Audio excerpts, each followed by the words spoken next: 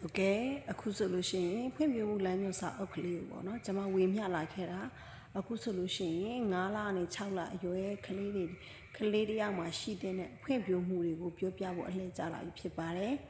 အဲ့တော့စာလိုက်ရအောင်ပါရှင်ကျမတို့9လကနေ6လအရွယ်ဖွံ့ဖြိုးမှုကလေးတယောက်မှရှိတဲ့ဖွံ့ဖြိုးမှုတွေကပထမတစ်ခုအနေနဲ့ကျမတို့ပြောမယ်ဆိုကြက်သားကြီးဖွံ့ဖြိုးမှုပေါ့နော်ကြက်သားကြီးဖွံ့ဖြိုးမှုဆိုလို့ရင်ကျမကမှောက်လေးရဲ့အနေထားကနေကျမတို့လက်နဲ့ထောက်ပြီးတော့ခန္ဓာကိုယ်ကိုမထားနိုင်ရမယ်ပေါ့နော်ဒါကြက်သားကြီးဖွံ့ဖြိုးမှုပါကြက်သားငယ်ဖွံ့ဖြိုးမှုအနေနဲ့ကျမတို့ပက်လက်အနေထားကနေတော့လက်နဲ့ဖက်နဲ့ကျမတို့လိုချင်တာကိုလှမ်းယူတက်ရမယ်ဥပမာပြချီတာဆိုလဲချီတာပေါ့အဲ့လိုမျိုးပေါ့နော်လိုချင်တာလေးတွေသူလှမ်းယူတက်ရမှာဖြစ်ပါတယ်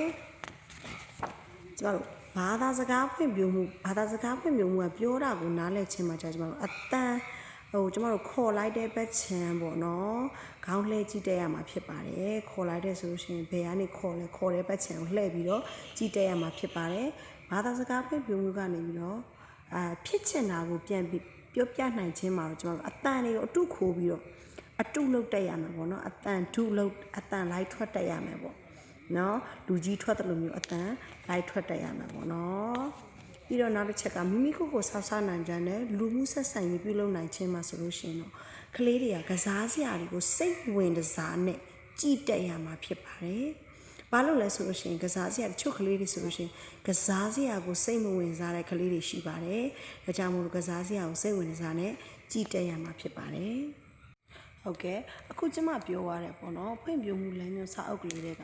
9လကနေ6လအရွယ်ရှိရမယ်ကလေးတယောက်မှရှိရမယ်ဖွံ့ဖြိုးမှုတွေကိုယ့်ရဲ့ကလေးလေးမှာရှိနေပြီလားဒါကိုလေ့လာကြည့်ရမှာဖြစ်ပါတယ်ရှိနေပြီဆိုလို့ရှိရင်တော့ကျမတို့ကဒါကကောင်းတဲ့အခြေအနေကောင်းပါတယ်ဒါကပြောစရာမရှိဘူးဟုတ်ပြီမရှိဘူးကိုယ့်ကလေးက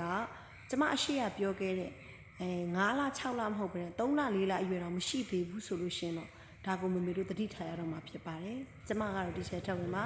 ကလေးစိတ်ပညာကိုသူ့တနာလောက်ကင်မျှဝေနေသူတရားဖြစ်ပါတယ်ကလေးတိုင်းရဲ့စိတ်ကိုနားလည်ပြီးသူတို့ရဲ့မိဘတွေဆရာရည်နဲ့တူတူပူပေါင်းလောက်ကင်လေးရရှိပါတယ်ကလေးတိုင်းကပျော်ရွှင်ပြီးကျန်းမာတဲ့စိတ်ခံစားချက်အတွေးအမြင်နဲ့တူတူ